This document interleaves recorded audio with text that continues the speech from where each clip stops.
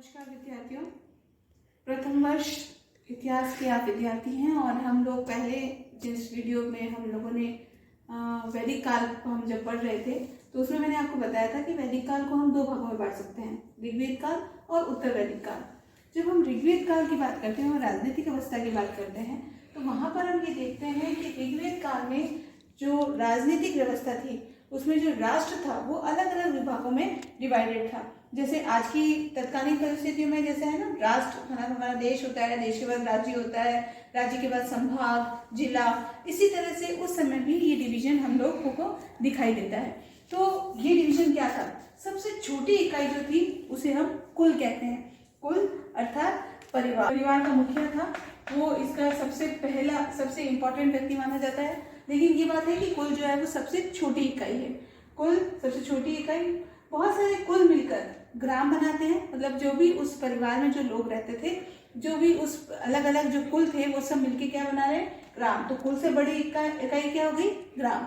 बहुत सारे ग्राम मिलकर बना रहे हैं विश्व। आप आज की तत्कालीन परिस्थितियों को अगर उस समय देखेंगे तो आपको इजीली ये याद हो जाएगा कि सबसे छोटी इकाई कुल मिलके बनाते हैं ग्राम, बहुत सारे ग्राम मिलकर बनाते हैं विश्व, बहुत सारे विश्व मिलकर बनाते हैं जन, और जन जो है वो अलग अलग जो जन होते थे, थोड़ी बड़ी इकाई है ये, वो मिलकर बनाती है राष्ट्र। मतलब अर्थात ये कहना चाहिए कि राष्ट्र जो है वो इन सब चीजों का, इन सब जो एंटिटीज है उनसे बना हुआ एक पूरा राष्ट्र होता था। और राष्ट्र को चलाने वाला कौन होता था? राजा। राष्ट्र को चलाने वाला राजा जो सर्वोच्च पति होता था। मैंने आपको पहले भी बताया है कि राजा जो है वो क्योंकि सर्वोच्च पद पर आसीन है, लेकिन वो वंशानुगत उसकी जो पोजीशन है, उसका जो राज्य है या उसका जो पद है वो वंशानुगत नहीं है। अर्थात ये कि ऐसा नहीं है कि अगर जो कोई राजा है ऋग्वेदिक काल में कि कोई राजा है तो उसका पुत्र ही अगला राजा होगा। ऋग्वेद काल में राजा का जो पुत्र है वो तभी अगला राजा बन सकेगा जब वो विद्वान होगा, तो वो लोगों द्वारा चुना जाता था। तो इसलिए इसका जो पद है वो बिल्कुल दैविक नहीं था। इस समय राजा का पद जो है वो दैविक नहीं माना जाता था। अर्थात ये कि ये एक वंशानुगत पद नहीं था और उसे अपनी प्रजा के हित में कार्य करना पड़ता था। इसके बाद हम ये देखते हैं कि उस समय ऋग्वेदिक काल में राजा को किन उपाधियों से संबोधित किया जाता था? उसे पुरा भेदा भी कहा जाता था, अर्थात पुरों को भेदने वाला, क्योंकि राजा का कार्य क्या होता था कि वो लोगों की रक्षा करे, आक्रमण करे, नए नए राज्य को जीते। और दूसरा गोप्ता जनस्य। गोप्ता जनस्य मतलब जनों की रक्षा करने वाला, तो इसको गोप्ता जनस्य के नाम से भी इसको जाना जाता है।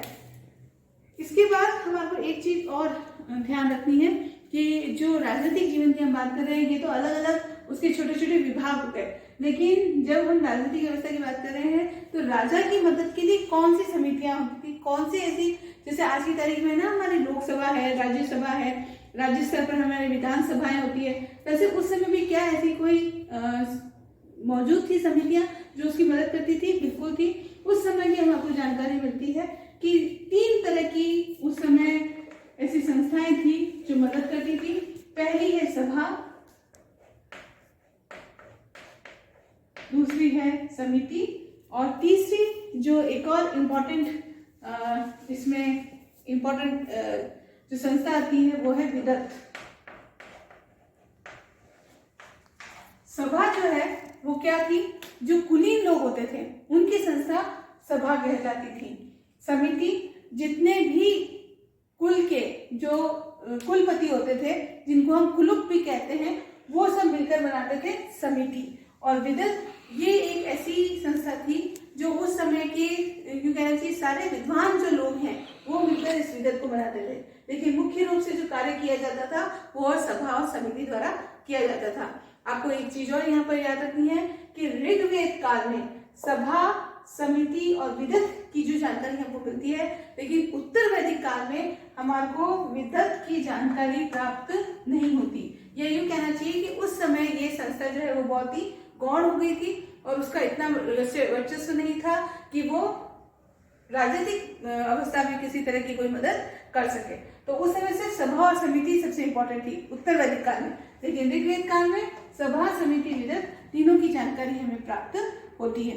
तो ये इम्पोर्टेंट चीजें हैं, ये इम्पोर्टेंट पॉइंट्स हैं उस समय के राजनीतिक संगठन के बारे में, ऋग्वेद काल के राजनीतिक संगठन के बारे में। तो ये कुछ पॉइंट्स आपको याद रखने हैं। अब हम इसी संदर्भ में बात करेंगे उत्तर वैदिक काल में उस समय का राजनीतिक संगठन कैसा था। धन्यवाद।